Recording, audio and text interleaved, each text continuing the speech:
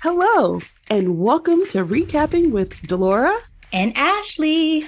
Please follow us on Instagram, Facebook, and Twitter at Recapping Podcast. Also, rate, review, and subscribe to our show on your favorite podcast platform. We're on all the things. We want to hear your thoughts on the movies and shows we review. Leave us a comment on Apple Podcasts or our YouTube channel, and we will read them during the show. Or reach out to us on social media. We love talking all things entertainment and pop culture with you. Thank you guys so much for listening. Thank you. Hello, Delora. We are back, darling. How are you today? I am well, Ashley. How about yourself? I'm good. I have a question for you, though. Do you experience road rage on these streets? I do not. I'll explain later. So I do, but there are limits to my road rage, right? Because I realize that people are fucking crazy. Okay. Yeah. And I may cut somebody out in the convenience of my car, but never have I ever ran someone down, attempted to be excessive in like honking or anything like that. Because there's been a lot of incidents in these news. Not the news, in these news about people hopping out, trying to snatch people out their car, shooting people, all this type of crazy stuff. Absolutely. I will say this. I'm good for a horn. Absolutely. Especially if they're like doing something blatant. I have been known to lay it on thick, like, what are you doing? And then, but I never gave anybody the finger. And I don't take the time to look at anybody to have them curse. I usually don't have people cursing at me unless they're irrational. I'm be curious to see if you continue to lay on that horn after our recap today. Because, guys, we alluded to this not even alluded, we spoke about it at the end of our last episode that we are recapping hot, fresh via Netflix, a series called Beef, dropped April 6th, 10 half-hour-ish episodes. Man, it was a literal ride. Let me give you guys a quick summary. Two strangers get into a road rage incident that brings chaos into their lives. I had mentioned before that it is another A24 production. It was created by Lee Sung-jin. And let's get into this cast. Stars of this are Ali Wong, who I adore, as Amy. We talked about the fact that this is now a Stephen Yeun appreciation podcast because this is our second feature of his in the last 2 weeks. And he is magnificently horrible as Danny. We have Young Mazzino as Paul. It's fitting that the person who played Paul has this name. Let me just say that. Because that, like, with the way that Paul was portrayed, Paul has such like a cockiness to him in a certain sense that like it makes sense. David Chow as Isaac, Joseph Lee as George, Ashley Park, our girl Mindy from Emily in Paris, her. Absolutely, as Naomi, Mia Serafino as Amy, Maria Bello as Jordan, and Justin Min, shout out to the Umbrella Academy, as Edwin. That's a handsome man, by the way. Very. I was so happy to see him in this. He's so pretty. I was like, yeah. Ooh. But there's a lot of good looking people in this cast, though. I give them that. So Paul was bringing the sexy. The actor who played Paul was bringing the sexy for sure. Really? They gave him so many opportunities to take his shirt off. But George is so tall and handsome. I'm just like, but his personality left a lot to be desired. George was problematic to me in certain ways that I want to get into with his dynamic with Amy. So let's get into these reviews. Rotten Tomatoes, 99% critic score, 92% audience score, 97% of Google users gave us a thumbs up. So as of now, it is doing very, very well. Delora, what is your grade for beef? Well, Ashley, this series was something. It was something else. The acting was phenomenal. It was an insane ride. And the concept of it was just like, I absolutely adore the originality of it. I like to think of it as a juicy filet mignon. With that being said, I give this show a B. And the reason why it's a B and like not an A plus plus is I didn't know who the fuck I was rooting for. Everybody was quite flawed in their own ways. Toxic. Yeah, and I'm going to get to that at the very end because I want to know, the same as the Shade Room, who you felt the true villain of this series is. So I'm going to get that at the very end of the recap. But that's a valid point. These characters were fucked up with no apologies. None. They lived in their truth, most of them. Most of them. I have to give this series an A minus. And I have to give it an A minus because I thoroughly enjoyed my first watch through of this series. I told you previously, I watched this very, very quickly. It sucked me in. But I think the minus is just because some parts are like painful, I guess. Some parts were difficult to like sit through or like examine.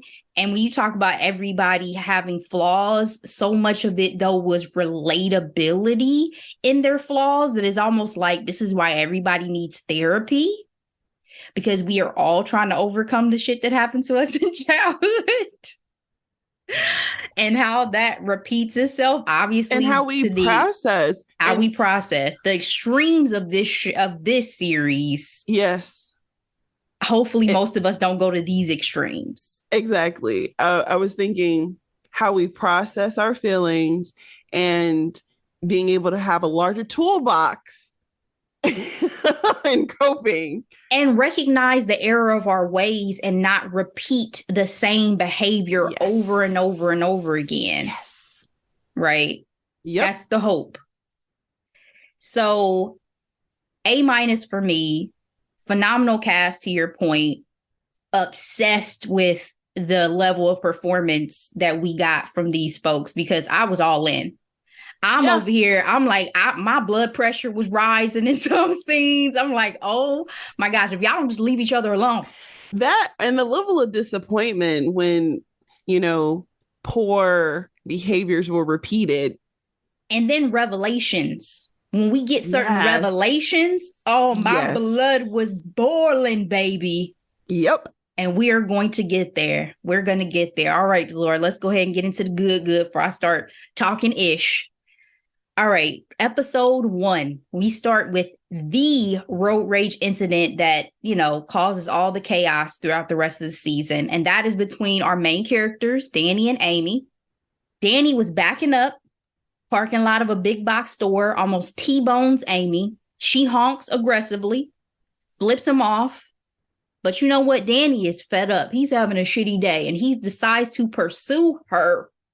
They ended up destroying a neighbor's lawn and he gets Amy's license plate. Side note, it is incredibly scary to think about how easy it is to track somebody down based off of their license plate.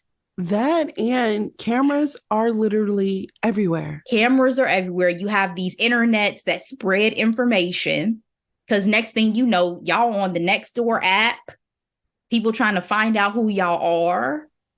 It was a lot. Yep. But let's talk about Amy and Danny, shall we? Amy is a wife. Amy is a mother.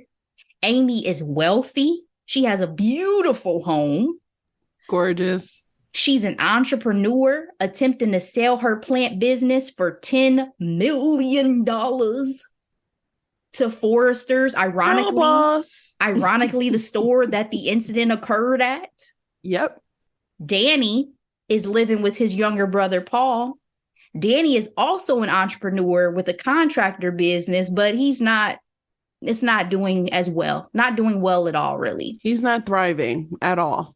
He borrows $20,000 from his shady ass cousin Isaac, who's fresh out of jail, after Isaac had already been doing illegal activities that got Danny's parents' motel shuttered. And deported. Despite their different backgrounds, the major thing they share is they are both fucking miserable. Danny even attempts suicide with hibachi grills that he had purchased to start the episode. Give me your impressions of these two main characters. My initial impression. So, what I will say about Amy's character is don't let, the prim and proper fool you. Was it shocking to find a petite woman driving aggressively, in this incident? Absolutely not. Because usually it's a housewife situation, but there's a lot of rage there. Very much built up rage that she had within her. And then for Steven, I did feel sorry for him because we didn't know him at this point, right? Like in the initial incident, but as we got to know him and, understand what his goals were, how he was family oriented, how he wanted to take care of his family, and he had like this sense of obligation, you understood the weight that was on his shoulders, right? Just trying to make ends meet, so to speak. So I will say I was more sympathetic towards Steven initially in this series. Okay. I thought it was interesting they chose to reveal him first, Danny first, and then Amy, because it was almost like they wanted us to either side with Danny first, to your point, or just felt that it was going to be such a big reveal for the audience to understand that this was this little woman who, he's getting into it with. Because I remember reading initially they were going to have it be a white man. That he was getting into this with. And so maybe they thought it was just going to be so much more shocking who, this situation was really going toe to toe with the road rage. I didn't feel more sympathy for Danny at first, especially because in my opinion, Danny started this situation. Now, yes, he followed. Yeah. She honked aggressively. She flicked him off. But you do not chase people down in your car unless you are willing to lose your life, in my opinion. Like, you took that life to such an extreme. About it. You could have easily died that day. I know he was suicidal, so maybe that was supposed to show he was suicidal. Interesting. But sir, you took that really, really far. And he will continue to take it far because he tracks Amy down to her house using her license plate. And she's over here getting off using a gun because, again, Amy is an interesting human being. I was speechless. I didn't know that was a thing, but it doesn't really, nothing's new under the sun. So I can't say that I think that's a thing, but I thought it was interesting that her husband changed the code on her as if she was a child. Yes. You know why I changed the code to the safe. Yep. Sir, I'm a grown-ass woman. Give me the code. That's what I would say. Give me that code. Don't play with me. Their dynamic, even when she first came home, immediately annoyed me. Because when I get out the car and you talking about I'm seeming riled up and stuff, and then your response is maybe we should go back to gratitude journals. Sir, what she needs is a rage room. She don't need no damn gratitude journal. Their dynamic was just such that I was like, does he understand internally what she's really going through? Is his optimism to such an extreme that he fails to recognize who and how she really is? I felt that immediately. Absolutely. So what got to me when Danny showed up at the house was that Amy actually let him in. Would you let a random man off the street into your home just because they claim to be a contractor? Absolutely not. Especially you rich. Like, what sense does that make? And I hate to put it this way, but quote unquote contractor can mean a lot of things to a lot of people. And I'm like, unless you come referenced and have like a website or something I can lean on, no. And why are you looking at my house to even have noticed anything in the first place? What are you doing? Why are you out How here? long have you been here? How many times have you passed by? You know what I mean? I wouldn't even answer the door for the mailman if he had on a uniform. I'm gonna be honest with y'all. Let alone a random man knocking on my door talking about I'm a contractor and I saw something on your house. Crazy. Danny uses this opportunity to snoop and realizes Amy was the one driving. And he decides to pee all over her bathroom floor and carpet. Childish. Not sure. I was like, you gotta be kidding me. Quite childish. It was a lot of pee and it was really yellow. I'm like, we need to look at your diet, sir. Well, clearly he eats a lot of Skittles in this series. So because yes. not sure about the nutrition. Drink more water, sir. Drink more water. The feud obviously escalates in episode 2 now, with Amy bombing Danny with bad online reviews for his business and dragging her husband George with her to try to track him down. Amy even creates a Finsta, for those who are not aware, that's a fake Instagram account, trying to get Danny, but she ends up entangled with his brother, Paul, instead. She also vandalizes his truck with sayings like, I'm a bitch. I'm a bitch. And I'm poor. Oh, awful. Whose side were you on in this episode with this whole chair situation? Should George have sold his father's chair to help Amy secure her deal? I think George had a right to not sell the chair unless they had spoken about it previously. Being ambushed by the billionaire of the, box store you're trying to get in, I don't think that was fair. I think he could have played the game a little bit more, though, in like, oh, yeah, let us consider it. You know what I mean? It means a lot to me, especially if he didn't feel ready to make a decision on the spot. But I think he reserved the right to not sell the best-selling item from his father's artistry. I definitely think he could have finessed it, his work, like the way that he went about it. He could have been like, okay, well, I appreciate the interest. I will have a conversation and, get back to you given the stakes. But to your point, I don't think he owed this woman, particularly, let's be honest, this white woman who was trying to hijack their culture, who was very insensitive in a lot of portions of this show. Yes. And, it felt more like, it felt more like they were just commodities to her, and she's a billionaire, so probably everything and everyone is a commodity to her. Well, it's so funny. There's this saying that, once you reach a certain level in terms of your wealth, you stop collecting things and start collecting people. Yeah. Right? Yeah. And to your point, commodity. And so this is something that intrigued her, and therefore she was trying to get her hands on any and everything. And it did not matter. $100,000. Imagine paying $100,000 for a chair. Wasn't even a substantial chair. Didn't even look comfortable. But because she had it, where is this bit? I need a benefactor. Girl, listen. 100,000. But then it's also disrespectful because I felt like she thought she can throw money on something that was priceless. His father is no longer with us. Right. So I don't need for you to be surprised that I don't want to let go of something that's so precious to his legacy. Mm-hmm. Well, given the way that Jordan is portrayed in this, I totally understand her being so flippant about it and really thinking that she could put a price on anything and it wouldn't be a big deal. And granted, many people would have jumped at that opportunity and jumped at that number. George just did not care about money to the extent that maybe a lot of people do. But to Amy's point, only people who have grown up with money think money is not important. Those are also facts.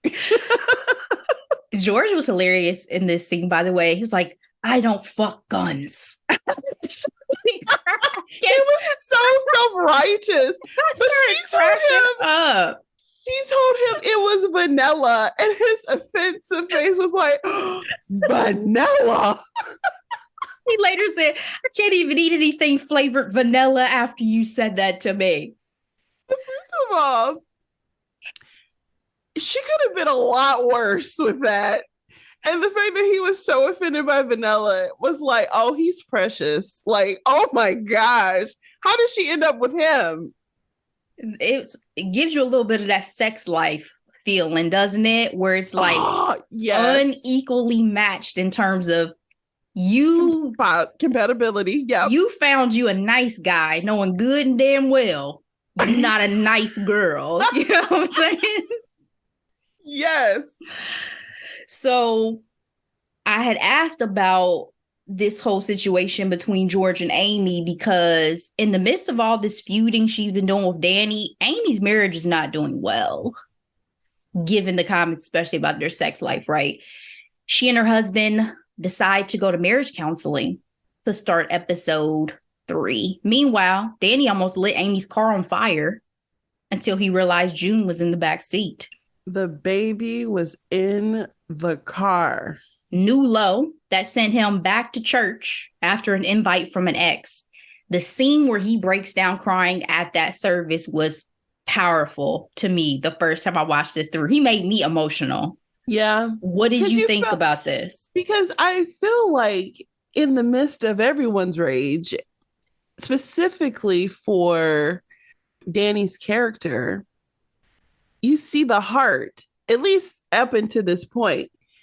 Again, everything he's doing up until this point is to get his, parents a home, to have his business successful for him and his brother. And yes, he has this weird thing with this rich lady, but he definitely doesn't want to hurt a child in the midst of the shenanigans.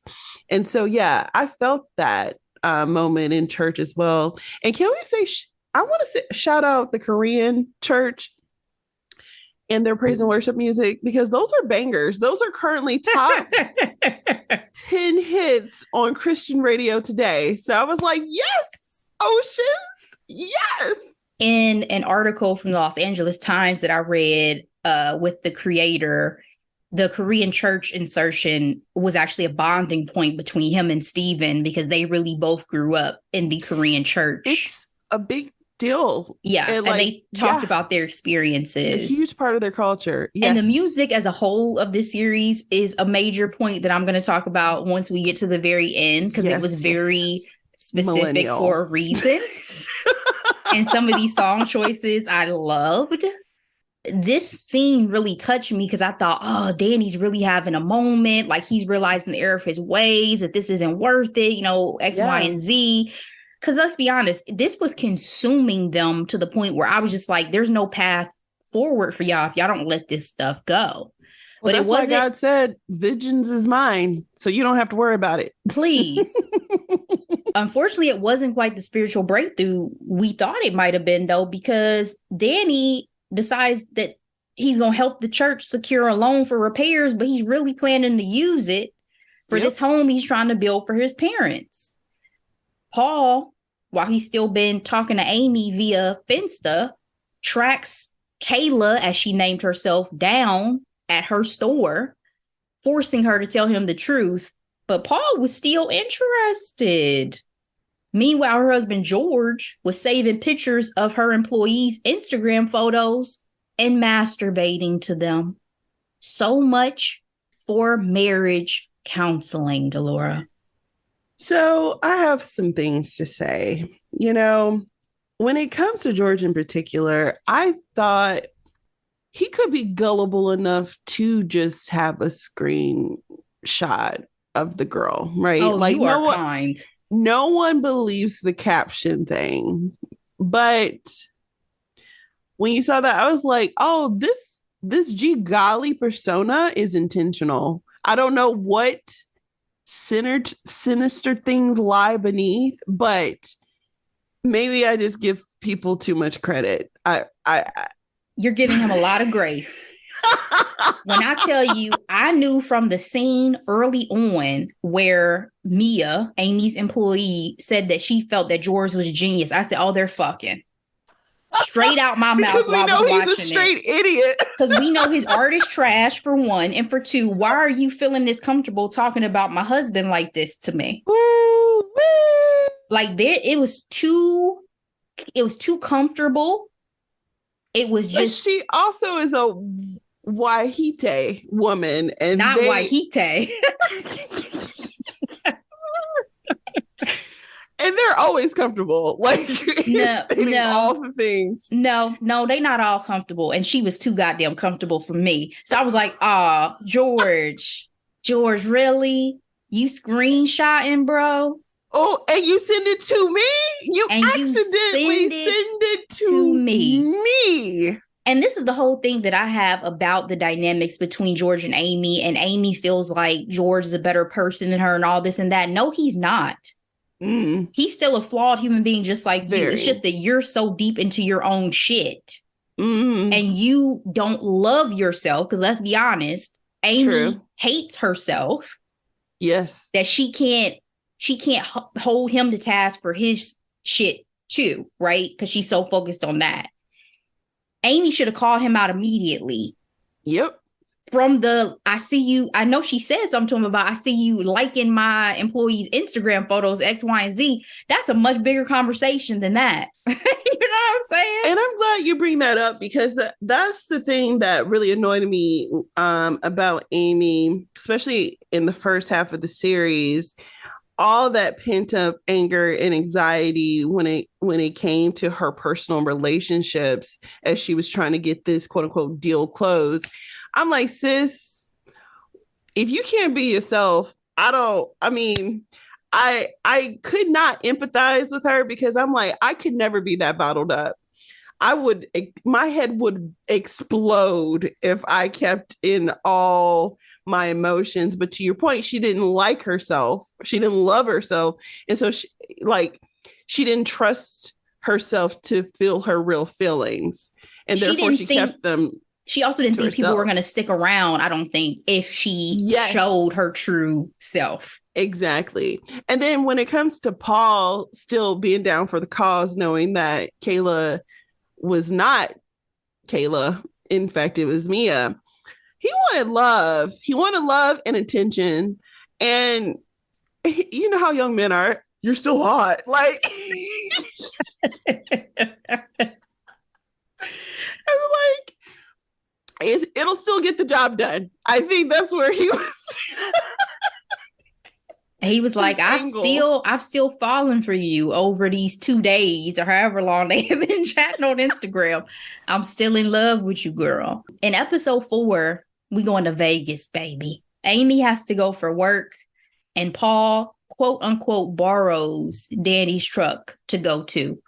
No bueno. Danny has some illegal ish in the truck and he and Isaac track Paul down. Did you like Amy's haircut, by the way? And what did you think about her conference speech, given the realities that we know of her life? I did not enjoy her haircut and the dye. I mean, I didn't mind the cut, but her dyeing it blonde, to me, it was like, oh, so you're really willing to do whatever it takes to close this deal. Got it. And when it came to her speech, her line through her teeth saying, you can have it all. I was like, ooh, you know me, I'm a sucker for a good motivational moment, any type of antidote. I'm like, are these people lying? Same thought. We are on the same page. I was like, how many of y'all are lying through y'all teeth to me? I'm using y'all as motivation and y'all over here, Amy's out here. But, one could say, because they also know how to spin things, it's like, oh, it's the inspiration. It's the goal, right? That we're all trying to achieve. Some of us reach them and others don't. That's why I don't really believe in balance. But at that conference I attended, shout out to the Black Career Women Network. Instead of saying balance, look at your capacity, right? And, looking at like a pie chart because, I'm analytical. The percentage, look at the percentages of the things that matter in your life and just determine how large you want that slice of the pie to be, you know? That's some good advice. Danny and Isaac crash Amy's moment and get arrested as a result. Bad decisions, bad decisions, bad decisions. This is another one of those moments to me where Danny could have chosen to walk away and you still leaned into it instead. Granted, Isaac was horrible influence, but you a grown man. Spiteful. The bad decisions continue in episode 5 with Danny becoming Zane to get close to Amy's husband, George, in a robbery plan, while Isaac is under house arrest and quite pissed. Because again, he was just out from jail. He was under, still on parole. George's sincerity made Danny have second thoughts about wanting to rob them. And thankfully, George wasn't quite as goofy as Amy and didn't let Danny's accomplices in the house when they came by claiming to be plumbers.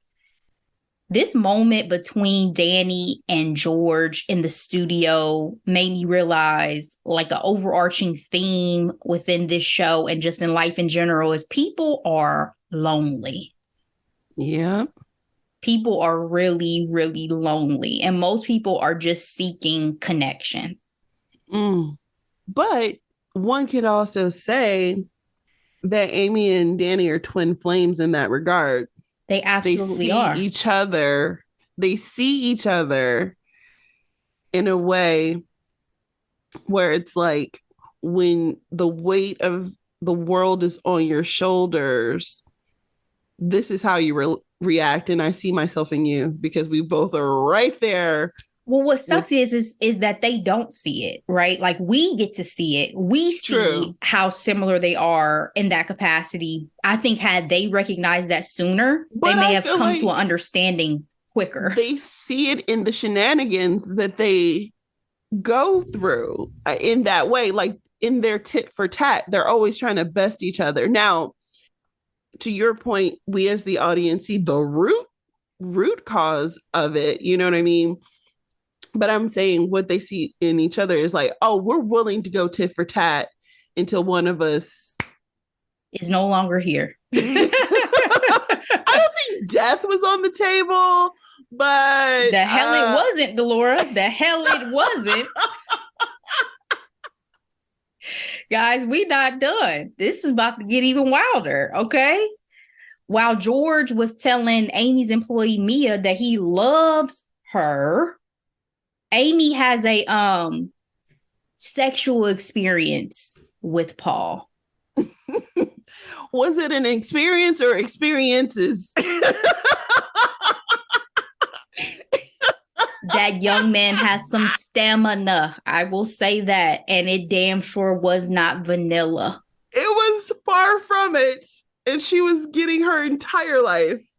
Allie, that was her first major sex scene. And yes, it was. Good for you, girl. Good for you. She had me cracking up in one of the interviews. She said, "Yep, we did it, and we had Popeye's chicken in the trailer." Yeah, I think she said that. Was she on Kimmel? I think she said that on Kimmel. She was like, it just killed the vibe real quick. Especially because he has those abs too, right? Yeah. I said they had him take his shirt off every chance they could in this.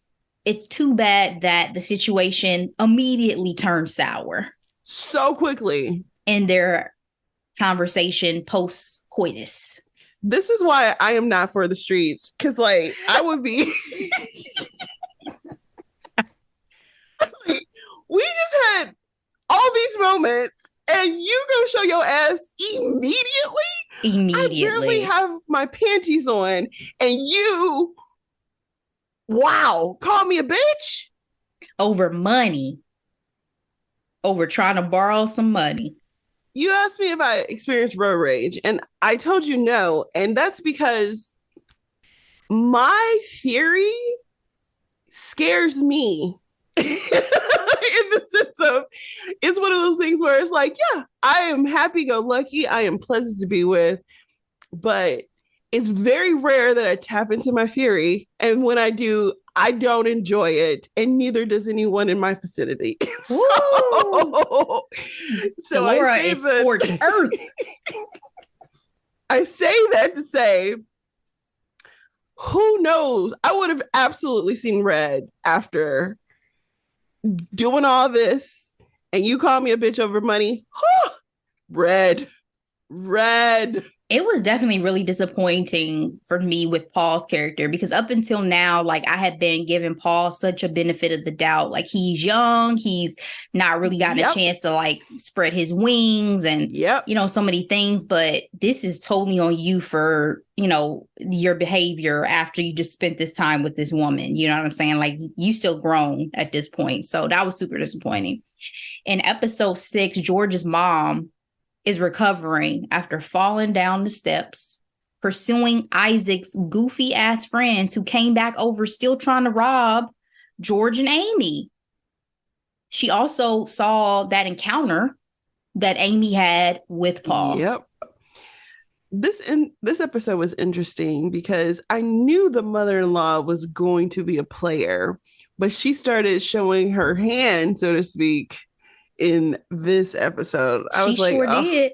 She making sure things did. more complicated.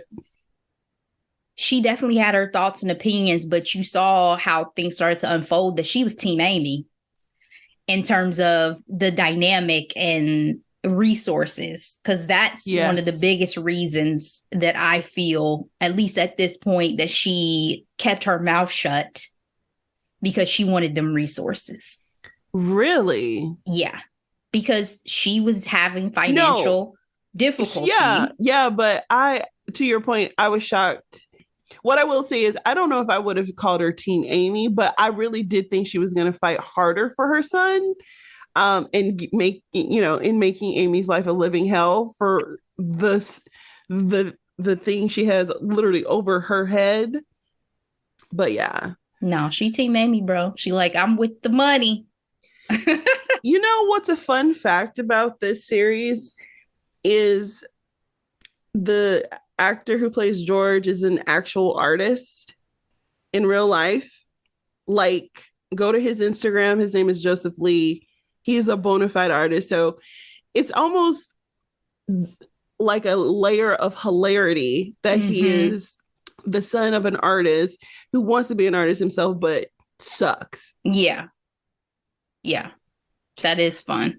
That's like playing, you have a really good singer who plays a bad singer. Absolutely. In something, knowing that who they really are. And then the art in front of each episode was by David Cho, who plays Isaac. Oh, very nice. He's an artist too. I was really surprised by that. Amy's little friend Naomi, who has a lot of spare time on her hands, had a hunch that Amy was involved in the road rage incident that made its way to these internets. She does some research, confronts Amy about it, thinking she was also having an affair with Danny, and threatened to fuck up her business deal with Jordan, because that was her sister-in-law. Mindy would never. How'd you feel about Naomi? She was displaying some Karen behavior. She absolutely is a Karen. She absolutely is. And I also felt like Karen. there was a level of jealousy of the attention that Jordan was giving Amy.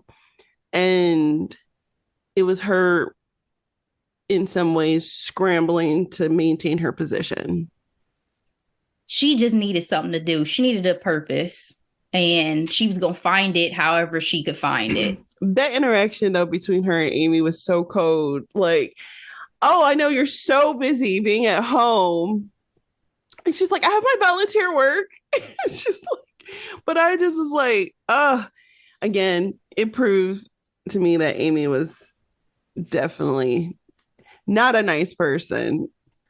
I did think it was very, it wasn't kind when she was dismissive of her with the phone call, when she was talking about needing help on the list she was going to be placed on and all of that. But to me, again, Naomi took it to this extreme with getting all up in her business. And then you talk about, you're going to mess up my business deal. Now you mess with my livelihood. Yep. That's about 10 steps too far, in my opinion. So Naomi was on my shit list after this little incident.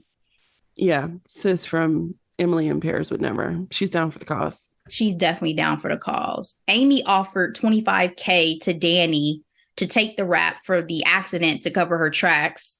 But George's mom, Fumi, takes the fall for her instead. Again, Team Amy. Do you think, since we had talked about this just a minute ago, at this point, did you think that Fumi was covering for Amy just for money? And what did you think about her philosophy on creating the truth you want to inhabit? Well, I agree with creating the truth you want to inhabit to an extent, right? I feel like when you create a truth, especially in the positive light, there's room for gratitude and not despair, right? Because at this point, Amy was not living her best life at all. At all. Some would also say it sounds like a true artist BS as well, because it's like, oh, one moment we had a bunch of money and then we didn't. And it's like, well, some people can't live like that. You know what I mean? And I think it's worth respecting how Amy felt in the moment when it comes to money. In terms of taking the fall, I do think in some ways she was trying to alleviate the pressure that Amy was feeling, but I wasn't really clear on to what extent. You know what I mean? I didn't view her as Team Amy, but I also was under the impression that she wanted to support her so she can get this deal closed so everybody would be comfortable. I think this conversation gave me a little bit more meat than just money when she mentioned that Amy had said that George was an anchor for her. And she was like, you may be an anchor for my son, but if it wasn't for you, he would be at the bottom of the ocean or something along those lines. And I was like, okay. So there is a little sometimes. More. There is a little more meat to probably your thought process and wanting to keep this family together and thinking it's in the best interest of your son and all of that. But the philosophy the mom had, when I heard that whole spiel, I was like, oh, you remind me of Trump. Like that whole spiel about there's no such thing as like truth and all this and that. I was like, okay. Like it must be something to be able to live in delusion and live it fully. And I guess I'm just not that person. I think there's something great about having agency over yourself, to your point, and like your life and being optimistic and trying to look on the bright side of things, all of that. But that wasn't what I got from what she said. Her and her husband were in financial straits and they just chose to absolutely ignore it. Yeah. Right. That's not helpful because guess what? Now your son is going to take on that debt. Now your son and his wife have to help you. Yep. Because you financially don't have anything in your older age to rely on. So that didn't work for me. So Danny calls the neighborhood tip line and blames his cousin Isaac for the road rage incident, sends that mofo back to jail. Diabolical. Did you feel for Isaac? No. At this rate, what's that saying? Honor among thieves. Which means no nothing. Honor. There's no honor among thieves. Exactly. I think this was the point I realized, like, oh, Danny, you are trash. There's levels to this at this point, right? Like it's not just, oh, I made a mistake or, oh, this or that. Even with him taking money from Isaac, I'm like, sir, do you know what this means? Like, do you understand the implications of working with this guy? Because again, Isaac is that typical bad guy that's like, oh yeah, fun, chummy, what have you. No, don't trust it because, you don't want to have to owe someone like him, right? And it was so many little things, not even little. Oh, I'll give you the 20K, just give me the title to your truck. Yep. Oh, it's okay. You can close this business. Just put the new one under my name. Like it was all of these things. I'm like, this is never in your best interest. This is always in his best interest, right? Yep. But I think the moment that Danny decided to fuck Isaac over was when he smacked him. Yep. When he hit him in the face, I think Danny was like, oh, that's a wrap. Like, absolutely. It's me against you at this point. So we jump 8 months ahead in episode 7. And on the surface, Danny and Amy seem to be doing better. Danny is now leading praise team at church. dating the girl Isaac had liked Esther, built the house for his parents, and business, even though it's illegal activities, is going well. Amy's deal has closed. She and the fam are enjoying a vacay home and a full-time nanny. But again, surface. George admits to having had an emotional entanglement with Mia. Why didn't Amy admit her affair with Paul too, even to their therapist? This was the perfect opportunity. Why did she lie? Not lie. Why did she omit the truth? Amy is not a good person. I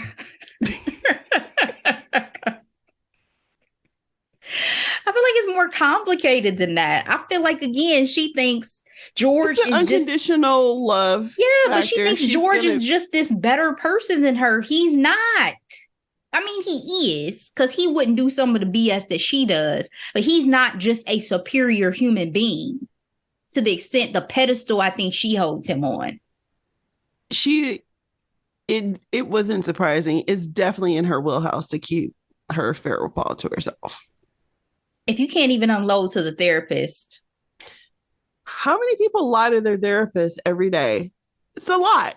I've definitely held things back from my therapist. And then later I've said, like, I was not 100% truthful with you about X, Y, or Z. So yes, I've been there, but not to the extent of this particular situation, thankfully. Did Danny have any real right to be upset or have the moral high ground when he found out Amy had been with his brother as Kayla while pretending still to be Zane? And the way he broke the news to his brother, awful. Awful. Two wrongs don't make a right. I just feel like his reaction to Paul was in some ways him pulling rank, you know what I mean? Having something to put over his head, you know what I mean? I think that's where the reaction lies, but he's just as guilty. I realized, I was like, yo, I can't stand Danny. Like, I can't stand him. Surprisingly, that was not the straw that broke the camel's back for me when it came to Danny. Oh, it's definitely not the straw. But at this point, I was like, yo, I can't stand you. Because the only reason why he even broke the news to Paul the way he did was it was a distraction. Because Paul was realizing and looking at the books and realizing some stuff was going on that he hadn't been told. Yep. So you just trying to distract him from your shit. Naomi left her husband for his sister, Jordan. Did you see that coming? I did not. I don't even know what Naomi's husband really looked like because he was barely in the show. But, unfortunately, when billions are on the line, it's probably not that surprising that someone would just jump ship when the opportunity.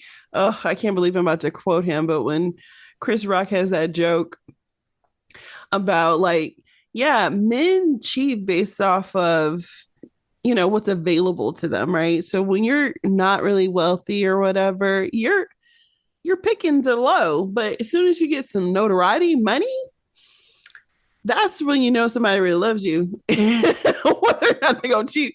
So I say that in terms of Naomi comes off absolutely as an opportunist. Because it's the family's business. Yes. And clearly Jordan seems to be the one holding the purse strings and the power. CEO or whatever the position she is in. Yep. Ish goes left when Paul shows up at Amy's house, tells George that he slept with Amy, all caught on video camera. The stress in this episode, or at the end of this episode. The fact that Amy had woke up happy, that was probably one of the few times in this series she actually seemed happy. Yep. And that shit came crashing down. Did you suspect Amy of burning down the house Danny built for his parents at the end of this episode? Was that where your thoughts went? Again, talking to percentage, I was I was 50-50. I I felt like if she really wanted to, she would, but I don't think she would have. I don't think arson was in her wheelhouse. Oh, I definitely Mind thought she did you, it. I definitely thought she did. mind you, Paul completely imploded her personal life, right? Yes. But that was just way too quick. But then, I mean, that's what rage is for, or a crime of passion is usually, right? And happens quickly. Yeah, she was suspect number one for me. I was like, oh yeah, she did that shit. I was hella confused at the start of episode 8 though, when we see Amy with Obama speaking in the background, I saw that too. meeting up with a stranger for sex she met on Yahoo Chess. Oh my gosh. And then the face in the mirror, I'm like, what are we doing now? What is this? This episode is all illuminating with flashbacks of their childhoods. So we have flashbacks of both Amy and Danny's childhood to, I guess, better understand their characters, really. Amy busted her father cheating when she was in high school. Danny was bullied in school. The most impactful flashback for me, and the moment that I said, throw Danny's ass in the trash, was when we realized that he threw away Paul's college applications. That part. There is no coming back for me, for Danny, from that. Yep. I just need a moment. It still just infuriates me. Truly. Infuriates me that he would have done something like that. Amy tells George the truth in this episode about Paul and Danny and everything that's gone on, and he asks for a divorce. She also goes to visit her parents, who she hasn't seen in 2 years, so we get to see that dynamic between her family and why it seems like she represses her feelings and never got a chance to talk about the infidelity that was going on between her parents. Didn't think that they ever actually wanted her because of a conversation she overheard from them when she was a kid. It was a lot to unpack. It was a lot.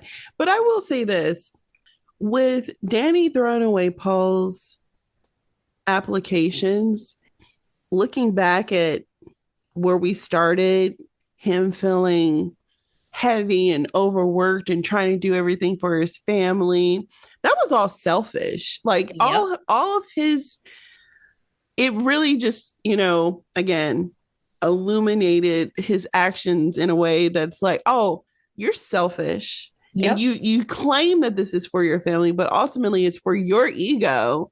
And this is karma, bitch. Oh, like, you threw away all of his applications. He could have had a full ride.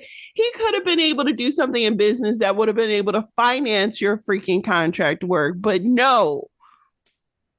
It just gave you a whole new perspective on Paul's character, because the way it was portrayed when you're seeing Paul is that he's just like lazy.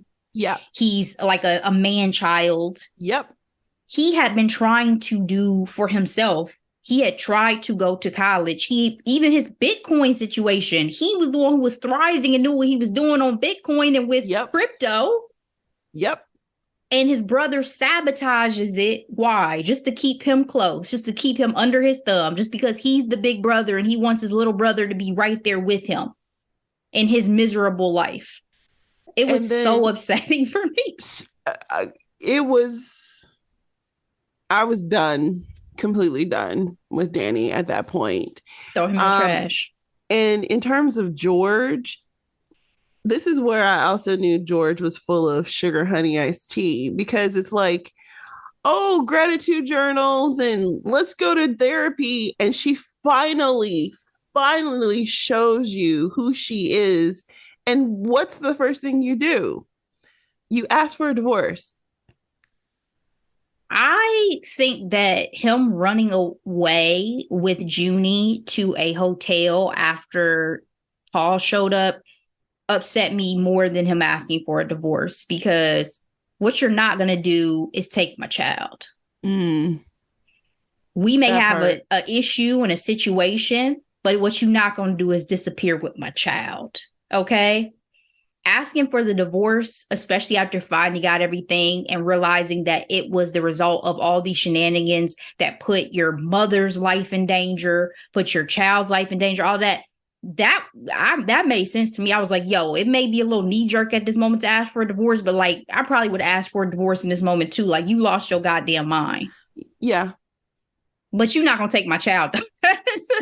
That part. I agree. I was wrong about the fire because it wasn't Amy. It was Danny who caused the fire. Faulty wiring. Literally, the guy who investigated said you had to be a fucking idiot. Whoever put this wiring in was a fucking idiot. But does he take accountability? None. Of course not, Delora. Not at this point. We know better. He flat out lies to Paul, says it was Amy, even goes to the house to plant fake evidence. Why? Again, we have the report. Why did George let him in the house after he knew everything? I was expecting him to actually show his ovaries and say, no, don't come into my house, especially go into my bathroom. Be like, bro, I know who you are. Don't come over here again before I kill you. But he thinks he got him. He lets him in the bathroom, pulls out the gun on him. Too bad he's strong. Danny strong arms him and knocks him out. And then he accidentally kidnaps June. Episode 9, Isaac gets released thanks to a call from some lady. And he is out to fuck Danny all the way up for setting him up to go back to jail. That some lady is Amy because she's deciding to tell the truth, the whole truth, and nothing but the truth to everyone, including Jordan. But she throws Jordan's ass under the bus so quick for that $500K ransom for her daughter, gives them the address. All Isaac's brilliant idea. This was horrifying to have to witness. Absolutely. Jordan's death in particular was brutal, cut in half. You know, when by her panic room door. When it happened, I was like, yeah, this show is going down this path, but I wasn't even expecting it. But to think she installed this panic room off of that road rage video. So it all boils back. Bro, it was so insane. It was so insane. Do you think that Naomi killed her on purpose? Because she told her, don't hit it yet. Don't hit the button yet. I think Naomi, I was going to say she's stupid, but it's more than that. But she ain't like, stupid. She's not stupid. I feel like, I don't know. What do you think? I think she did it on purpose. I just don't think she knew how bad what she did was going, how bad it was going to go. Because you could tell that her and Jordan's relationship wasn't going well. It wasn't. I guess in some ways I did think that Naomi did it like, I would rather save myself and just have you handle them. But I don't think she expected Jordan to be cut in half. Brutal. Yeah. Amy and Danny survive, but end up in a car chase and both go over the edge of a cliff. R.I.P. to that G-Wagon. That G-Wagon was beautiful. How dare you? Very symbolic of how the effect of this incident has been on their lives, essentially. Were you hopeful that Paul had survived escaping from Jordan's house? Yes. I was worried. Like, I was legit worried. I was like, if y'all did all this and then Paul died, Danny, you might as well not show your face on the screen for the rest of the series. Because we are done. Done. You stole his life and then he dies. That's what I was thinking. You stole his life and then he dies. Right. Where's the justice? The grand finale. Basically, episode 10 is a psychedelic trip for Amy and Danny in the woods because they're trying to survive the crashes and injuries and get back to civilization. And then they accidentally take some poisonous berries and have a bonding moment over shared vomit-induced hallucinations, I guess, and dehydration. Just when it seems like they've made it out, George finds them and shoots Danny. We end the season with Danny in the hospital unconscious, and Amy gets in bed with him. He moves his arm just in the clothes to signal that he's alive. What did you take from this finale episode and this final scene? Do you think this is a signal that Amy and Danny are going to be together? I do think they're going to be together. I actually thought she was going to have an affair with him from the beginning, frankly. Like, you know, I've been reading a lot of these rom-coms. Enemies to lovers is a very big thing. You know what I mean? And I actually enjoy that trope. Not in this setting, though, because this is too much. This is way too much. But it is not surprising if, in fact, they are together, because they are more similar than alike. But again, so many awful things happened in the meantime. George, again, you know, the thing about George that I realize is, even though he comes off as, you know, happy-go-lucky, at the end of the day, he's a poor listener. And I feel like part of why Amy probably kept everything to herself, besides that being a coping mechanism from her childhood, is she isn't with anyone who she can really talk to. Like, every time that she tried to have a conversation with him, he is unavailable or doesn't, frankly, have the depth of empathy to even try to relate to how she's feeling, you know? Mm-hmm. And so the fact that he didn't even take the time to hear what she had to say and to shoot Danny. But on the other hand, you're looking at a man who has terrorized your home and your wife and kidnapped your kids. So, you know, it is impulsive to shoot first and ask questions later, I guess. The kidnapping the kid was enough. Say Absolutely. less. Right there.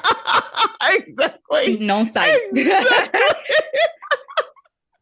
The sweet baby. The sweet baby. And she over here, he was like, don't be scared, June. I'm not. This is fun. You know what I'm saying? She out here living her best life. Best life. Her and her dog. Her and her damn dog. That Amber Alert scene, by the way, freaking hilarious.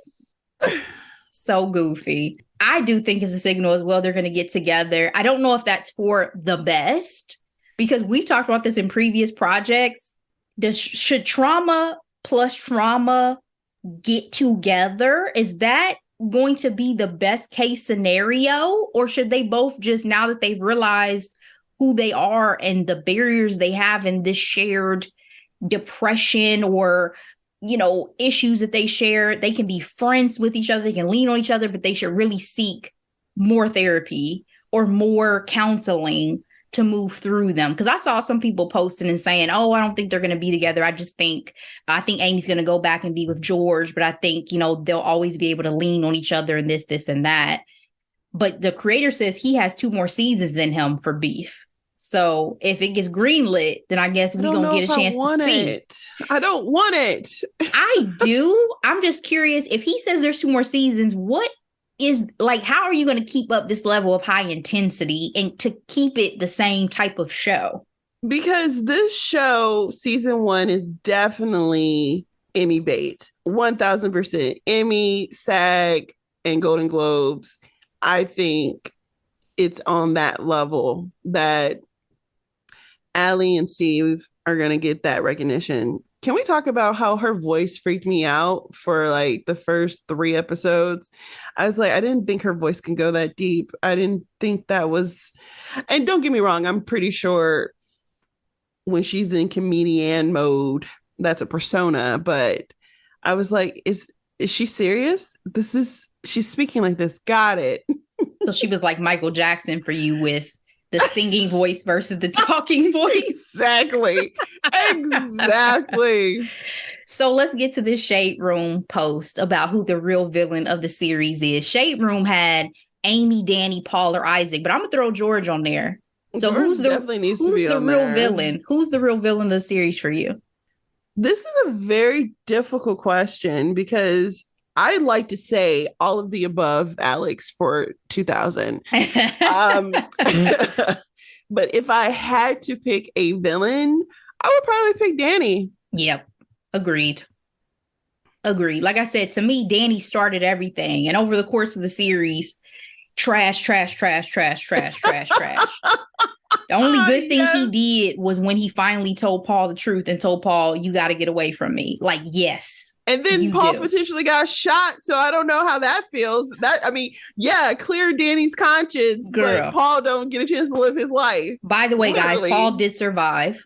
He did respond via text, thankfully. I was sick to my stomach, though. I was so, it was awful. Like I said, if he had stole his brother's life from him and then Paul died, there's just no justice. I would have been so upset. So I'm definitely glad that Paul survived, even though he needs to apologize to Amy about calling her a bitch. But he didn't deserve to die. And I hope he goes to school, does his thing, gets his business degree, is hella successful because he deserves to live his best life. Absolutely. Any other final thoughts as we conclude this first season of Beef, besides the fact that you don't want any more seasons? You want this to be a limited series? Again, it's not that it's not good or anything like that. I have no clue where this show can go. And that's probably why, the show is in the hands of its creator, Sonny. But super impressed with the performances. Allie and Steven, wow, wow, wow, wow, wow. I appreciate the moments of humor that we did get throughout the season because it was so intense. I feel like it was necessary, even as a viewer, to have those reprieves to be able to make it through. I laughed out loud many times. Then again, I have a dark sense of humor, so. Oh, absolutely. Same. I appreciate it, A24 is really doing it big. They are. With these projects. I am just absolutely impressed with the originality of this concept. It's not something that seemed recycled or, what I mean? It came from the creator's own road rage experience that he had, and he just took it to an extreme. And this is what, we love to see it. Instead of another sequel or a remake, this is new, it's interesting, and it's worth talking about. So great recap, Ashley. Thank you for picking this and doing this particular project because, man. Oh, final things too, I would like to say. The reason why this project is so relevant is because as a society, I really do think it speaks to the loneliness or the inner rage that we feel because our world changed so much after the pandemic, right? And we're still trying to find our footing. And there are a lot of big feelings that we're still trying to process that we didn't have time to because we were trying to stay alive, right? Yeah. And it feels like we're in a perpetual state of grief now because there's always something crazy, sad, infuriating going on every day. So. Exactly. And even though we are more connected than ever, we are still battling our own emotions and feelings individually. And so, beef. It's what's for dinner. Beef, baby. Well, I appreciate you for sticking with me through this one. It was a hell of a ride. The last thing I wanted to mention, I got to go back to, is the music. So speaking of those moments of levity, again, the music was very much an important piece of this series. And the creator talked about the fact that a lot of songs were chosen even during the script writing process. He mentioned in this article I'm reading from the Los Angeles Times, adolescence and high school and college are the years I think a lot of these things were most pronounced for me. And so tapping into the sounds of this era made sense. So it was a Y2K soundtrack. And he said he began pitching it. O-Town. Yeah, he said he began pitching it about 4 years ago. So the O-Town song in particular, Liquid Dreams, is the one that I wanted to highlight because anybody who remembers O-Town, created from Making the Band back in the day. Yes. And this song was so funny playing after what we just witnessed between Amy and Danny because it was so crazy and tension, and then you hear this ridiculous freaking pop song. But what made it even funnier is once I read this, and the creator actually auditioned for O-Town and made it through the first round of auditions. What?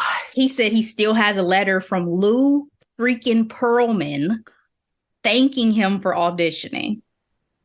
So that's what, when I read that, I was like, talk wow. About deep cuts. Yes. So this was a particularly personal project and song. Oh my gosh. Hilarious. For sure. So I just wanted to give y'all that little bit of a gem. And speaking of gems, Delora, let's move on to our hidden gems. What you got for the people this week? All right, Ashley, I have one hidden gem this week. It is an original Disney Plus movie. It's called The Prom Pact. Basically, it follows two best friends, a young man and young woman, and they have been high school outsiders, and it's their senior year, and they're finally trying to tap into the social life of high school, and it's everything we love when it comes to a good teen movie. The nerdy girl who wants to go to Harvard, and then she tutors the popular basketball player, and do they like each other? Do they not? You know, I watched this movie this weekend, and I literally laughed out loud several times. The other thing that's also worth mentioning is that their promposals, because the theme of the prom is 80s theme, so all the promposals were a nod to popular movies in the 80s, so Ghostbusters, Back to the Future. And I told my husband about the movie. He was like, so it was a teen movie made for 30-year-olds. I'm like, yeah, probably 30, 40-year-olds. Like, it's our nostalgia type of deal. Teens don't even watch movies like that these days. So no. So it's like, who would really get these references other than the adults watching it with the young kids, right? So yeah, we're definitely at that age now. A lot of fun, super cute, available on Disney Plus, rated PG-13, which is pretty high for a Disney Plus show, by the way. But it was a lot of fun. How about you, Ashley? Alrighty, I have two. My first one is Tiny Beautiful Things on Hulu. I love a Catherine Hahn vehicle. This is no different. This series is adapted from a book by Cheryl Strayed, who is probably most popular for Wild, which was adapted starring Reese Witherspoon. Mm-hmm. This series is about a woman who takes on an anonymous advice column called Sugar, while her own personal life is falling apart. Reese Witherspoon is an executive producer on this. As we said, Reese is busy on the career side of things. And this is 8 episodes. I think it was half hours, if I'm not mistaken. And yeah, I mean, I love Catherine Hahn, so I give this one a thumbs up for checking out. And my second is Pretty Baby, also on Hulu, documentary about the one and only Brooke Shields. Brooke Shields. 2 parts. Yes. So many revelations in this documentary. I had not realized, like, I am very aware of Brooke Shields, but how popular she was in the 80s, because I'm a late 80s baby. I just couldn't even fathom, right? Like, exactly. Like, you knew she was a big deal, but like, the fact that she was hanging out with Michael Jackson should give us an idea of how popular she was. Front row at the Grammys. Yes. She was that girl. Yeah.